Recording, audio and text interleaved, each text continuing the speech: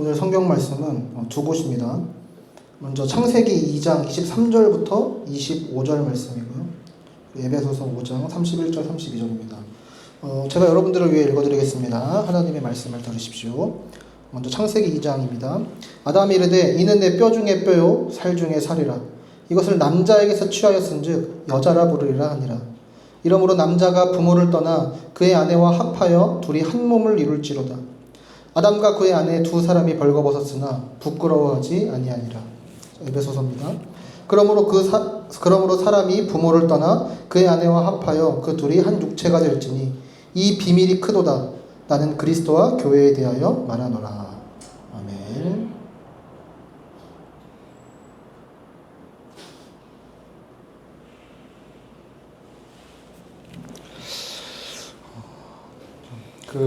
참 결혼 안 한다 하지만 또 결혼하는 커플들을 많이 보게 됩니다.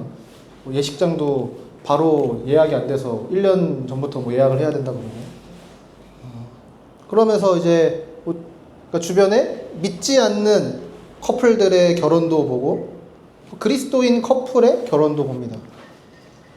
또 어떤 커플들은 그러니까 가깝게 지내면서 연애 과정부터 결혼하게 되는 과정을 쭉 지켜보게 되기도 하죠. 이제 우리 중에 기혼자도 있고 미혼자도 있는데, 우리 모두가 이런 고민을 해봤는지 좀 궁금해요. 결혼이란 무엇인지, 그리고 결혼의 목적이 무엇인지, 이것을 그리스도인으로서 어떻게 이해하고 생각해야 되는지. 일단 저는 결혼할 때 생각해 본 적이 없어요. 결혼이 뭐고 왜 결혼을 해야 되고 그런 생각 해본 적 없는 것 같아요. 여러분은 어떠신가요? 그래서 가만 생각해 보면요,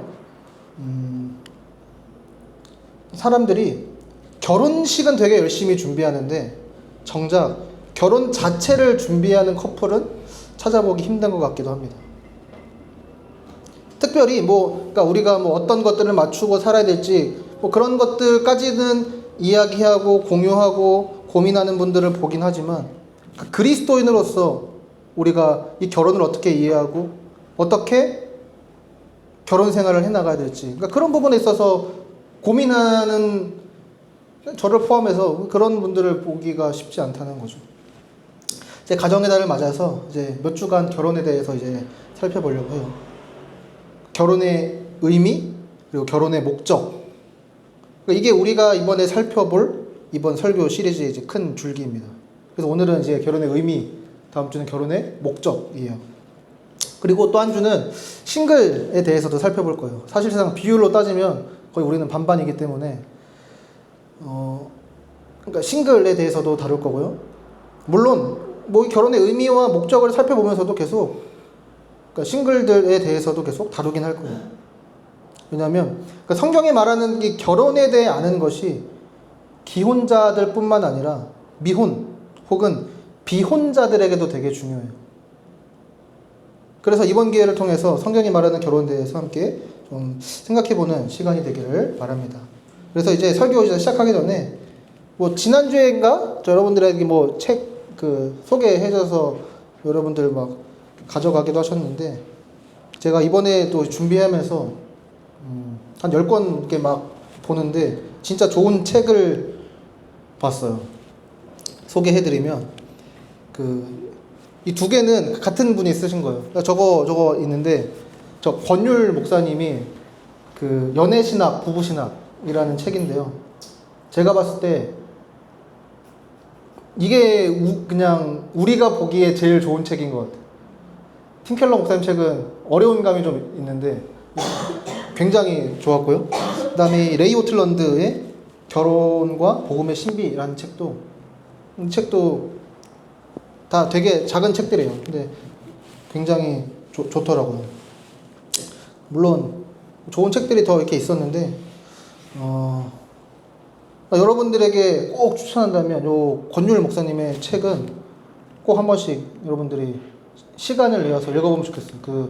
보니까 어렵지 않아서 굉장히 술술 그냥 읽히더라고요. 자, 그렇습니다. 이제 본격적으로 한번 시작해 보겠습니다. 그럼 사람들은 결혼에 대해서 어떤 이해를 가지고 있을까요? 그러니까 과거의 전통적인 가치관을 갖고 있던 사람들에게 결혼은요, 공동체를 유지하기 위한 제도였어요. 그러니까 애 낳고 우리 공동체를, 우리 마을을, 내 국가를, 내 사회를 그러니까 지키기 위한 제도라고 생각했죠. 그러니까 이 문화 속에선 그래서 그러니까 연애 결혼이 아예 없었던 건 아닌데, 그러니까 주요 방식은 아니었어요. 그러니까 우리 성경에도 보면 내가 좋아하는 사람과 결혼하는 사람들 있잖아요. 뭐 야곱도 그랬고, 그렇죠? 그런 것처럼 아예 그런 게 없었던 건 아닌데, 그러니까 주요 방식은 아니었던 거죠. 그냥 부모님들이 혹은 가문끼리 결정해서 결혼했어요. 그래서 이 문화에서 중요하게 여기는 건 뭐냐면 어떤 감정보다는 가문, 공동체, 사회를 지키고 유지하는 거였어요. 근데 이게 17세기, 18세기를 지나면서 깨지죠. 그리고 현대에 와서는 결혼에 대한 새로운 인식을 갖게 됐어요. 현대에서 가장 중요한 건 뭐냐면 감정 혹은 사랑의 느낌이에요. 그래서 결혼은 뭐가 됐냐면 그것을 위한 자유로운 계약이 됐어요. 그래서 지그먼트 바우만이라는 철학자가요, 리퀴드 러브라는 책에서 이렇게 말해요. 결혼은 더 이상 파기 불가능한 언약이 아니라 그냥 해지 가능한 계약이 됐어. 그러니까 내가 내 감정에, 그러니까 내가 사랑을 느껴. 그럼 결혼해. 그런데 내가 더 이상 그것을 느끼지 않아. 그러면 언제든지 계약 해지할 수 있는 그런 계약이 됐다는 거죠. 현대의 결혼에서 제일 중요한 건 뭐냐면요, 결혼 관계를 유지하는 데 있어서 제일 중요한 건 그냥 내 마음이에요. 내가 느끼는 감정.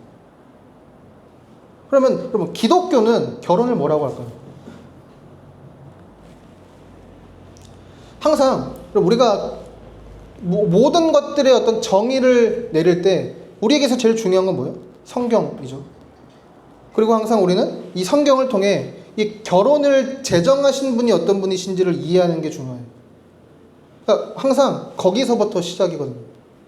우리 하나님은 어떤 분이십니까? 하나님은 삼위일체로 존재하시고 사랑이신 분이에요. 삼위일체가 되게 중요해요. 성부, 성자, 성령 하나님이 서로를 사랑하셨습니다. 어떻게 해요? 서로를 향한 사랑 안에서 늘 서로를 높이셨어요. 나를 낮추고 상대를 높게 여기셨습니다. 여러분, 성자 예수님은 늘 성부 하나님께 순종하셨어요. 그 길이 어떤 길이라도.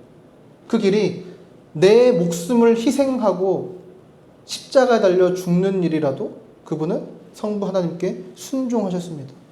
성부 하나님도 성자 예수님을 높이시고 영광 돌리세요.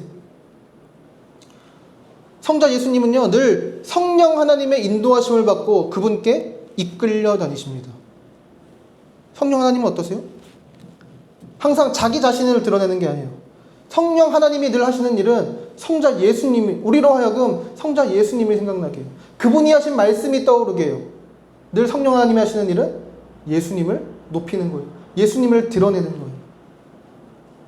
늘 그분의 말씀을 생각나게 하시는 거죠. 이렇게 서로를 향한 이 사랑이요, 삼위 하나님을 온전한 한 분으로 묶습니다. 완벽한 하나됨, 완벽한 한 몸, 그러니까 일체를 이루시는 거죠. 그리고 하나님은 이 사랑을 함께 누리게 하시기 위해 하나님과 닮은 사람, 하나님의 형상대로 남자와 여자를 지으셨어요. 영원토록, 평생에 걸쳐 하나님이 그토록 원하시는 게 뭘까요? 우리가 하나님의 사랑을 알아서 그것을 누리고 그것을 나누고 하나님과 또 모든 하나님의 형상들과 그분이 지으신 모든 피조세계와 사랑 안에서 함께하는 거예요. 그리고 이 사랑을 위해 주신 제도가 바로 결혼입니다.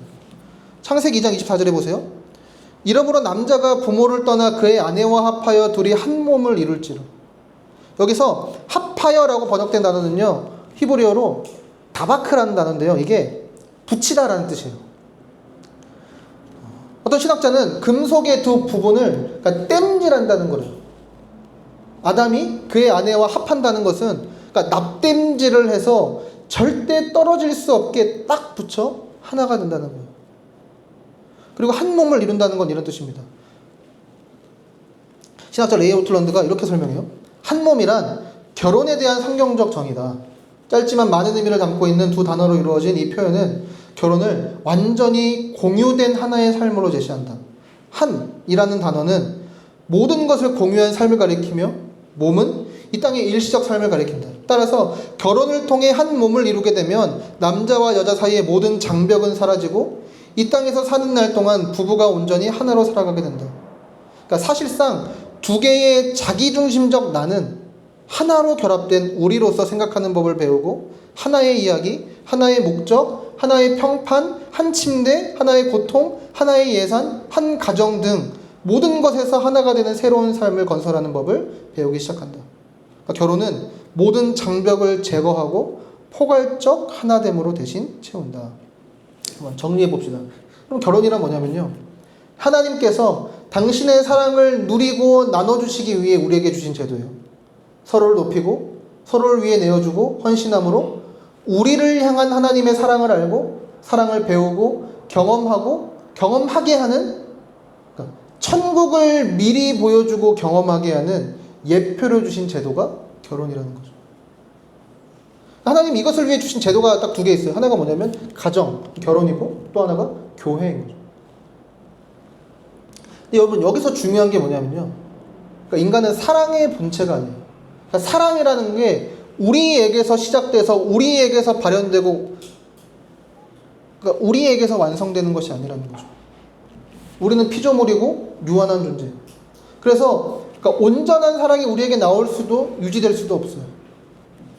그러니까 우리가 누군가를 사랑하기 위해선 그 사랑의 원래 본체이신 하나님께 사랑을 받고 그분께 사랑을 배우고 알아가면서 서로에게 나눠줘야 되는 거죠. 하나님은 이것을요, 성경에서 언약이라는 것을 통해 가르쳐 주시고 경험하게 하셨어요. 성경에 보면 막 여러 언약이 나와요. 뭐 아담 언약, 뭐 노아 언약, 뭐 아브라함 언약, 모세 다윗 언약, 뭐 이런 것들이 나오죠. 하나님이 자신의 백성과 맺으신 약속이, 이것은 절대 취소되거나 깨질 수 없는 약속이에요.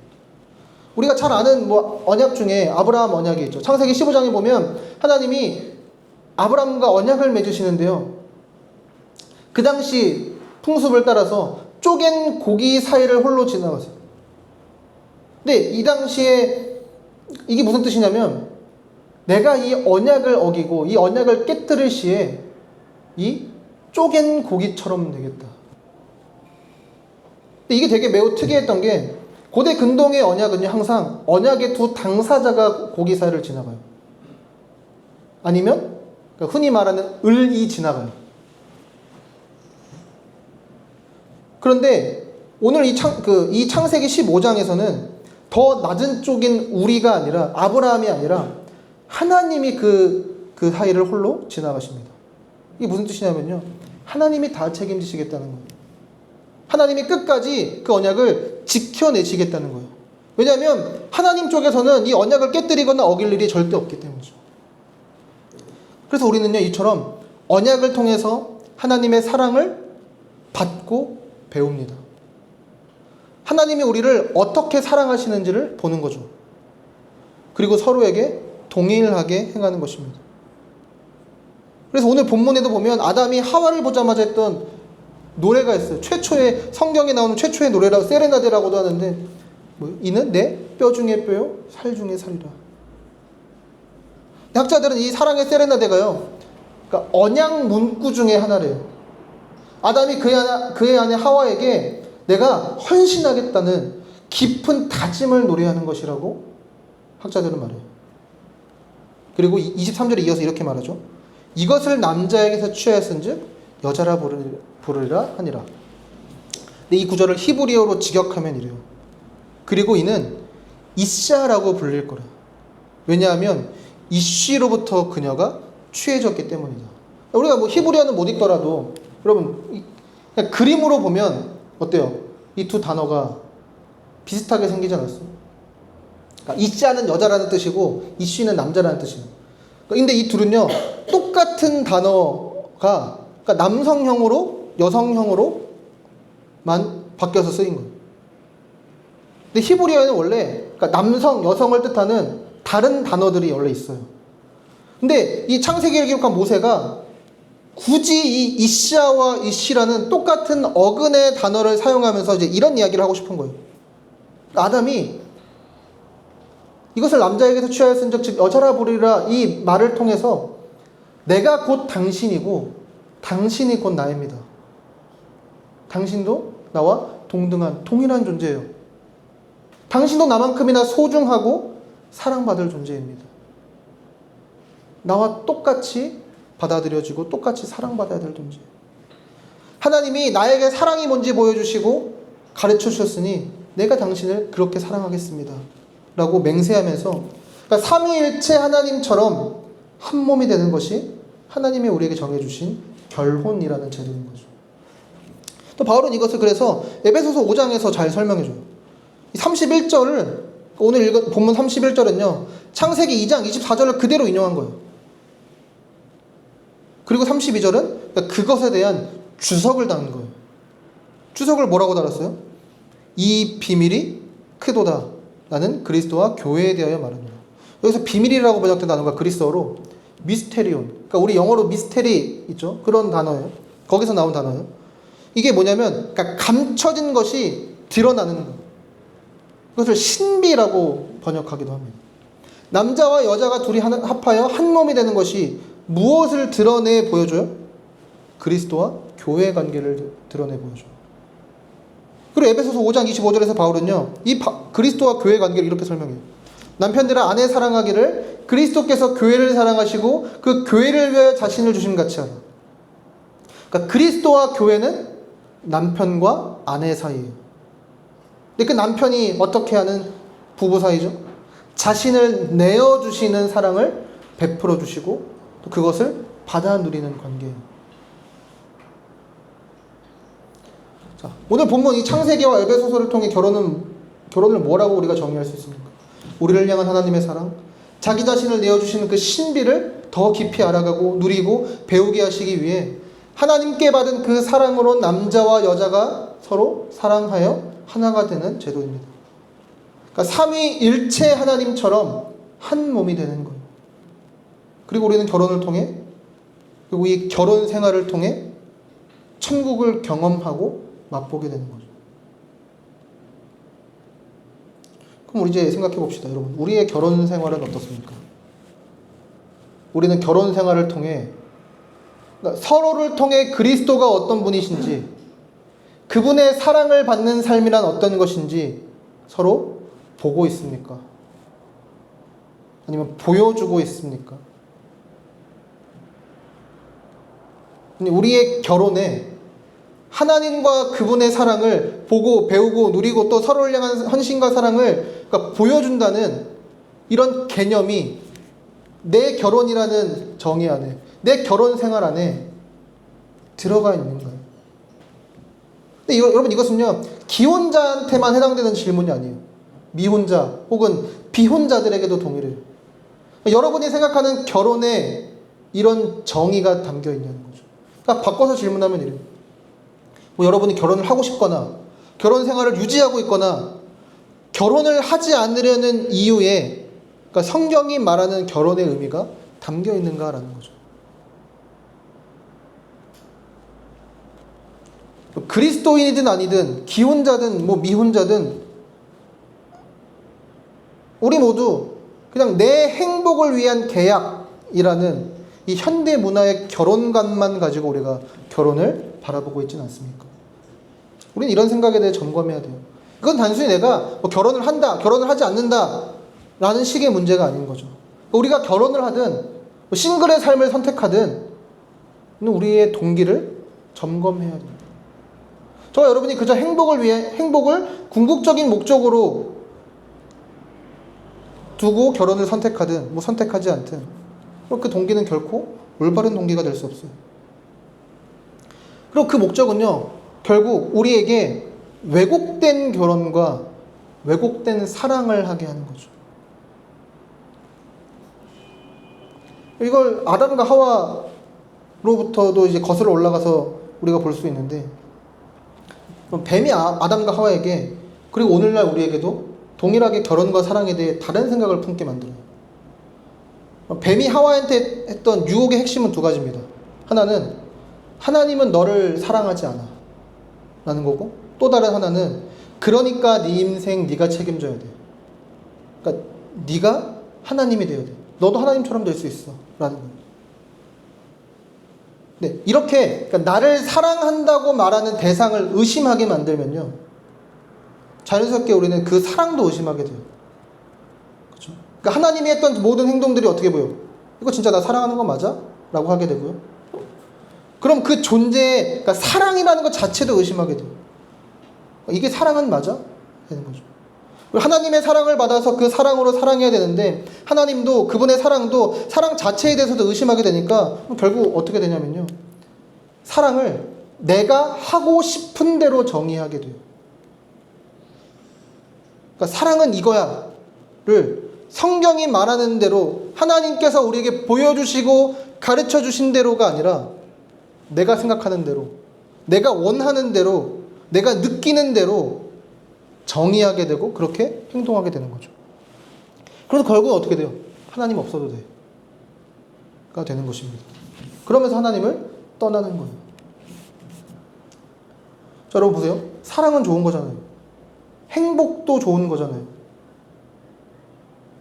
그런데 이 좋은 것들이 진짜 좋으려면 다 하나님 안에서 정의돼야 되고 그 정의 안에서 행해져야 돼요.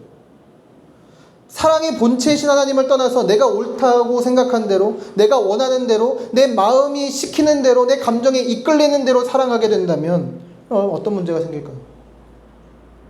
우리의 모든 사랑은 필연적으로 자기중심적이어질 수밖에 없어요.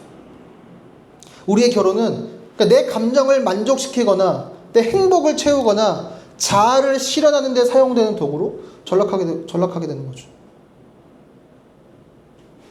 저는 이미 우리도 결혼과 사랑을 그렇게 인식하며 살아가고 있지 않는지 생각하게 돼요. 이미 여러분, 사랑과 결혼이요, 마치 통신사 계약이나 월세 계약처럼 조건부가 되었어요. 그러니까 상대방이 내게 만족을 주지 못하면 언제든지 끝낼 수 있는 관계입니다. 항상 이 사랑, 왜냐하면 이 사랑의 중심은 항상 내가 있기 때문이죠. 우리 팅털 목사님도 결혼을 말하다 해서 계속 이런 메시지를 강조해요. 현대인들은 결혼을 통해서 내가 원하는 나를 찾고자 한다. 현대인들은 우리가 결혼하고 싶지 않은 수많은 사람들도 보지만 결혼하고 싶어하는 수많은 사람들도 봐요. 근데 왜 그러냐면 나를 행복하게 만들어줄 사람을 찾는 거예요. 나를 완성시켜줄 사람을 찾는 거죠. 그러나 성경은 결혼이 내가 원하는 나를 찾는 것이 아니라 하나님이 원하시는 나를 빚어가는 과정임을 보여준다라고 이렇게 말해요. 자기중심적인 사랑은요, 처음엔 늘 그럴듯해 보여요. 근데 그것이 얼마나 불완전하고 피곤한 것인지 경험하게 됩니다. 왜냐하면 상대가 나의 기대에 부응하지 않거나 내 마음에 들지 않는 순간 사랑이 흔들리기 때문이죠. 이 자기중심적인 사랑과 결혼에 항상 따라오는 단골 멘트들이 있어요. 뭐냐면 나를 있는 그대로 받아들여줘야 돼. 나 원래 이런 스타일이야. 그러니까 상대방이 하면 사랑이지만 내가 내 입으로 그걸 요구할 때 이건 사랑이 아니죠. 적어도 성경에서 말하는 사랑은 아니에요. 결국 우리는 이 사랑을 유지하기 위해서 더 많이 계산하고 비교하고 방어적이 돼요. 그리고 이런 결혼에 대한 이해는 필연적으로 실망과 좌절을 가져오고 그 결혼은 결혼지옥이 되어버리는 거죠. 마치 딱 좋은 예가 있어요. 며칠 전에 저한테 있었던 일이에요. 정은이가 퇴근하고 이제 같이 저녁 먹고 이제 산책하러 나가기 전이었는데, 이제 원래 저희 집에 화장실이랑 제 방 사이에 원래 항상 빨래 바구니 3개를 놔요. 하나는 이제 수건 넣는 거고, 하나는 뭐 속옷, 하나는 이제 막 옷 같은 걸 넣어요. 근데 이제 젖은 수건을 이제 그냥 넣으면 뭐 냄새 나고 이제 위생적으로 안 좋으니까 항상 그 수건을 그 통에 담기 전에 그냥 다른 바구니 위에 이렇게 펴서 걸쳐놔. 그리고 말리는 거죠.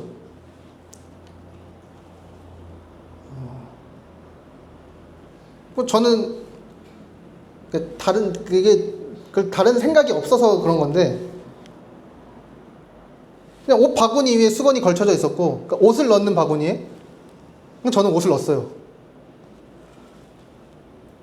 근데 그러면 이제 그게 수건이 말라 있었으면 뭐 수건 바구니 넣고, 뭐 안 말라 있었으면 그 옷을 뭐 이제 다른 데에 좀 잘 놔둬야 되는데, 그걸 어떻게 처리해야 된다는 생각 자체가 이제 뇌 안에 없는 거지. 근데 그게 잘못된지도 모르는 거야. 근데 정원이가 딱 그날은 그걸 보고, 내가 어디까지 다 말해줘야 돼. 이거는 좀 알아서 해야지. 라고 말한 거야. 근데 막 싸우진 않았는데, 딱 제 마음에 이런 생각이 들었어요. 내가 그럴 수도 있지. 이것도, 이런 것도 있는 그대로 받아주지 못해? 그게 그렇게 거슬렸으면, 그냥 다시 정리하거나, 그냥 넘어가줘야 사랑이지. 라고 생각한 거죠. 사실 정원이 대부분 그냥 넘어가줘요. 네, 그러니까 정원이가 그렇게 생각하고 넘어가준다면 그건 사랑이 될 수 있죠. 근데 제가 그것을 요구한다면 지극히 자기중심적인 사랑을 요구하는 거죠. 저는 어떻게 했어야 될까요? 사실 뭐 처음부터 잘 치우는 게 제일 베스트긴 하겠죠. 근데 그건 못했다 하더라도 그때라도 이제 사과하고 뭐 수정했어야 했어요. 그러니까 정은이가 더 편안한 저녁 시간을 보낼 수 있도록 돕는 무언가를 더 잘 하던지.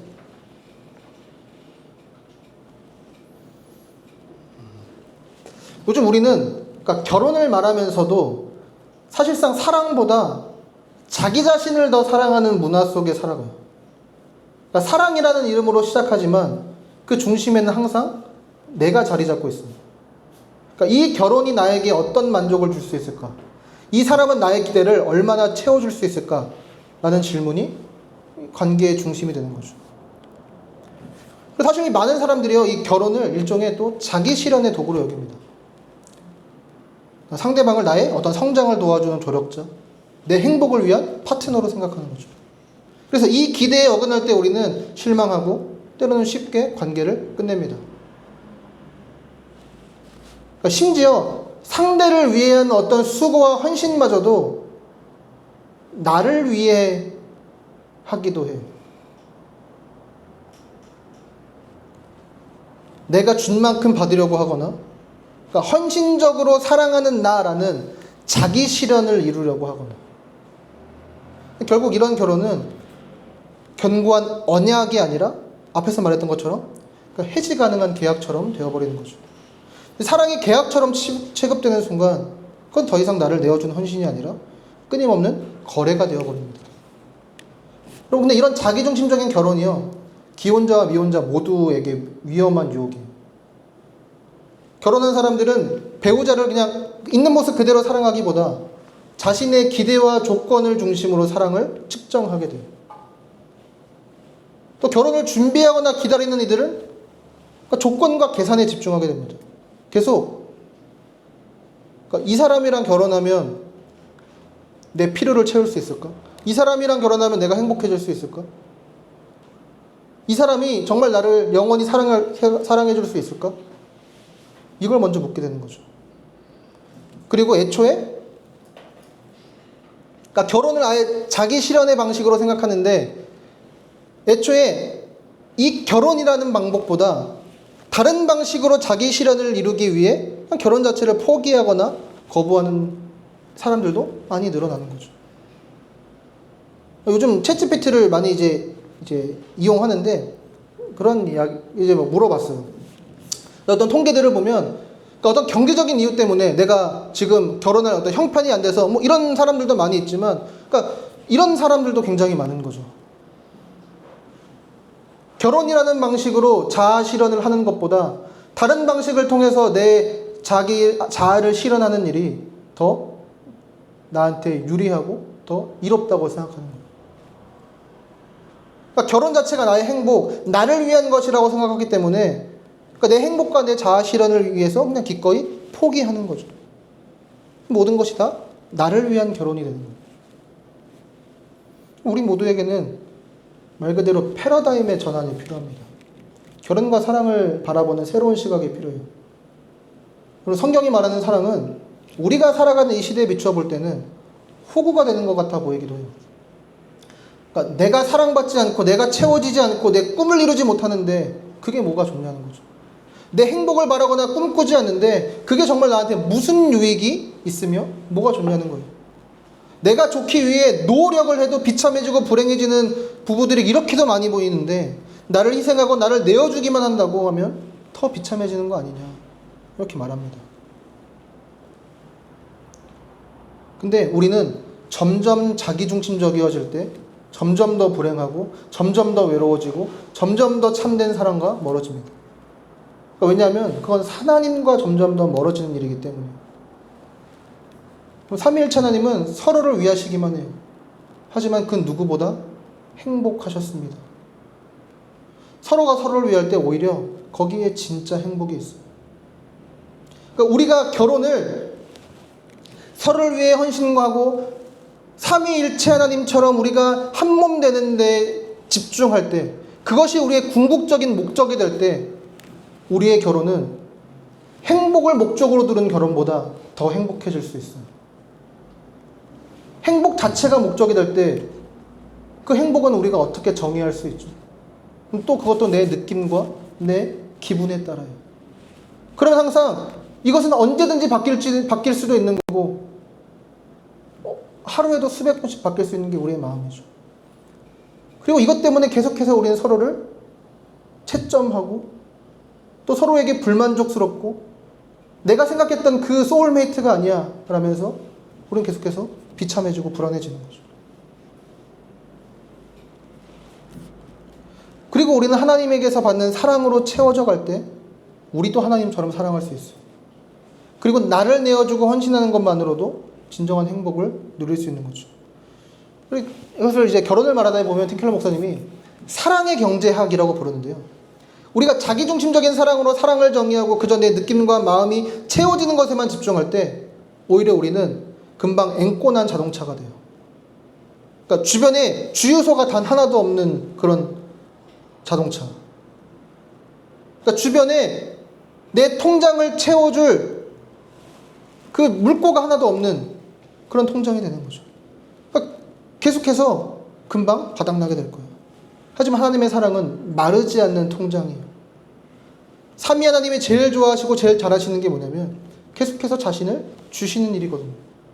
계속해서 서로에게 자신을 내어주시고 서로에게 헌신하시고 서로를 더 높게 여기신 하나님이 그 사랑을 우리에게 계속 퍼부어 주시기 때문인 거죠. 우리가 거기에 우리의 계좌를 트고 있을 때 우리는 섬기고 헌신하면서도 오히려 거기서 마르지 않는 기쁨과 그러니까 우리가 그토록 결혼을 통해 얻고 싶었던 행복과 자아 실현을 거기서 누릴 수 있게 되는 거죠. 그럼 우리는 어떻게 이 사랑을 살아낼 수 있을까요? 솔직히 말해서 우리의 본성은 너무나도 이기적입니다. 상대방보다 나의 상처와 불편함이 먼저 떠올라요. 내 기준에 맞지 않으면 참기 어려워요. 그래서 바울은 우리에게 단순히 그러니까 더 잘하라고 말하지 않습니다. 그러니까 네가 더 잘하면 돼 라고 말하지 않아요. 참으로 우리를 변화시키는 길은 우리 주 예수 그리스도를 바라보는 거예요. 그래서 에베소서 5장 25절은 이렇게 말합니다. 남편들아 아내 사랑하기를 그리스도께서 교회를 사랑하시고 그 교회를 위해 자신을 주심같이 하라. 그리스도는 우리 모두의 참 신랑 되시는 분입니다.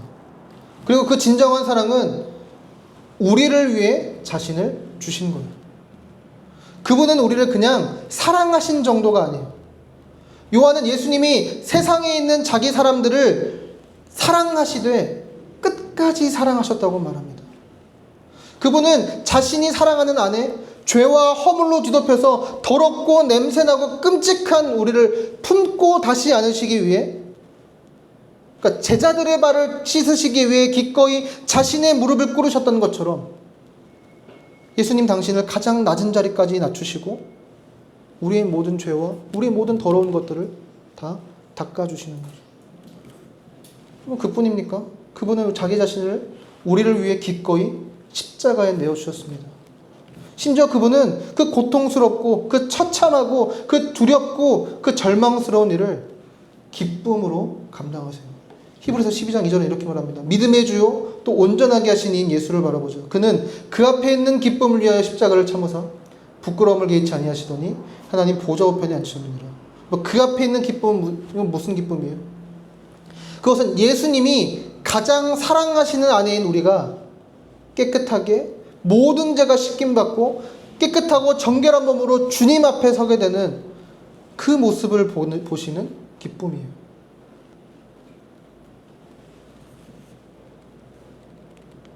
그럼 우리는 이 예수님을 바라봐야 돼요. 그분은 너희가 깨끗하게 되어 오면 사랑해 줄게. 너희가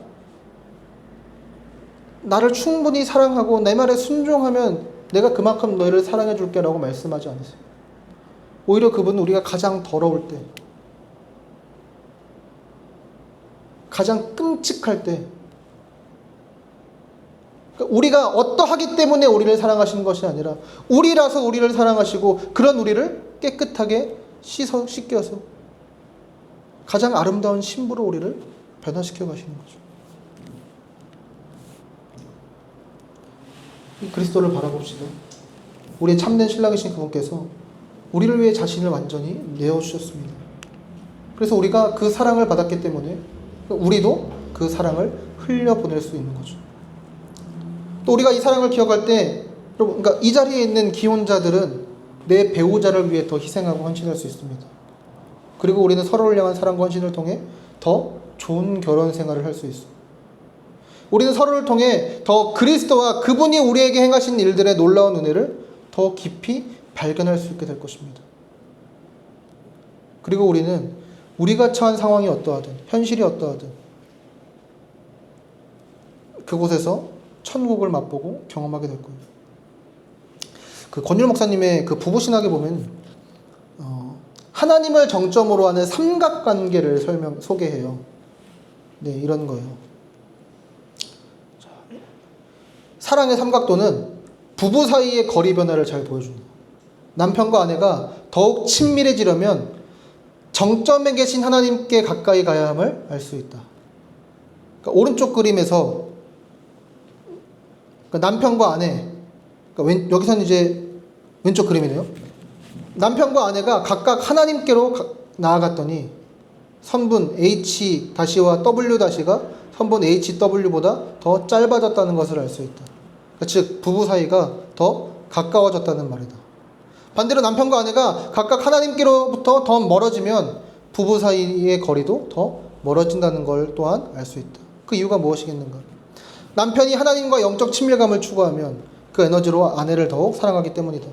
마찬가지로 아내가 하나님과 영적 친밀감을 잘 누리면 그 에너지로 남편을 더 사랑하기 때문이다. 여러분, 그리스도를 통해 하나님께 더 가까이 나아가십시오. 그러면 우리는 서로를 더 사랑할 수 있습니다.